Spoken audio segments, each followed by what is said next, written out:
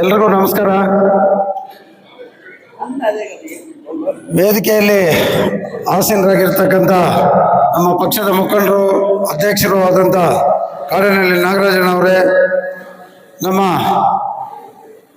ಮುಳಬಾಗಿಲು ತಾಲೂಕಿನ ಶಾಸಕರು ಆದಂಥ ಸಮೃದ್ಧಿ ಮಂಜಣ್ಣವರೇ, ಕೋರ್ ಕಮಿಟಿ ಸದಸ್ಯರು ಆದಂಥ ಆನಂದ್ ರಘಣ್ಣವರೇ, ವೇದಿಕೆ ಮೇಲೆ ಆಸೀನರಾಗಿರ್ತಂಥ ಎಲ್ಲ ಮುಖಂಡರೇ, ಗಣ್ಯರೇ, ವೇದಿಕೆ ಮುಂಭಾಗ ಇರತಕ್ಕಂಥ ಎಲ್ಲ ನಮ್ಮ ತಾಲೂಕಿನ ಮುಖಂಡರೇ, ಈ ದಿನ SIR ಬಗ್ಗೆ ಎಲ್ಲನೂ ವಿಸ್ತಾರವಾಗಿ ತಿಳಿಸಿದ್ದಾರೆ.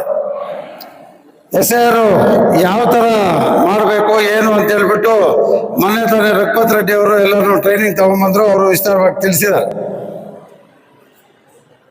ಯಾಕೆ ಈ ಒಂದು ಚುನಾವಣೆ, ನಮ್ಮ ಲೋಕಲ್ ಚುನಾವಣೆಗಳು, ಗ್ರಾಮ ಪಂಚಾಯತಿ ಆಗಿರ್ಬೋದು, ಜಿಲ್ಲಾ ಪರಿಷತ್ತು, ತಾಲೂಕು ಸಮಿತಿ ಆಗಿರ್ಬೋದು, ಎಲ್ಲ ಚುನಾವಣೆಗಳು ಒಂದರಿಂದ ಒಂದು ಬರ್ತಾ ಇದೆ.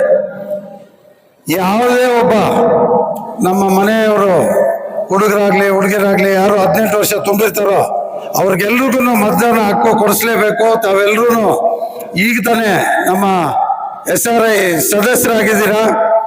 ನಮ್ಮ ಪಕ್ಷದ ವತಿಯಿಂದ ಎಲ್ಲರೂ ಎಲ್ಲ ಬೂತಲ್ಲೂ ಸದಸ್ಯರು,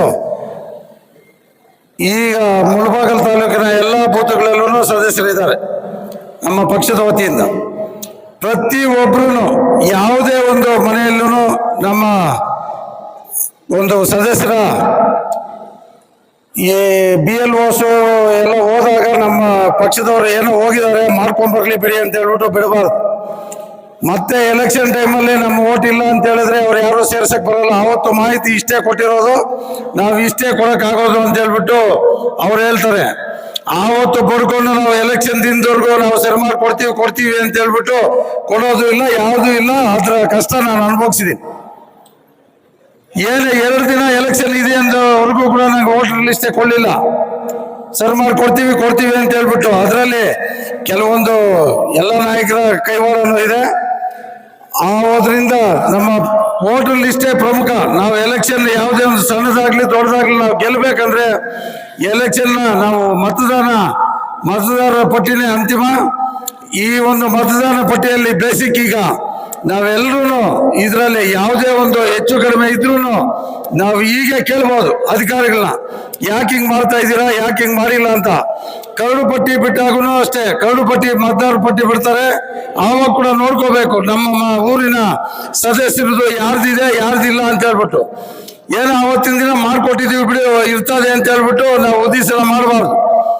ಯಾವಾಗ ನಾವು ವೋಟರ್ ಲಿಸ್ಟಲ್ಲಿ ನಮ್ಮ ಹೆಸರುಗಳು ಇರಲ್ವೋ ಆವಾಗ ಅಲ್ಲೇ ಕೇಳ್ಬೋದು.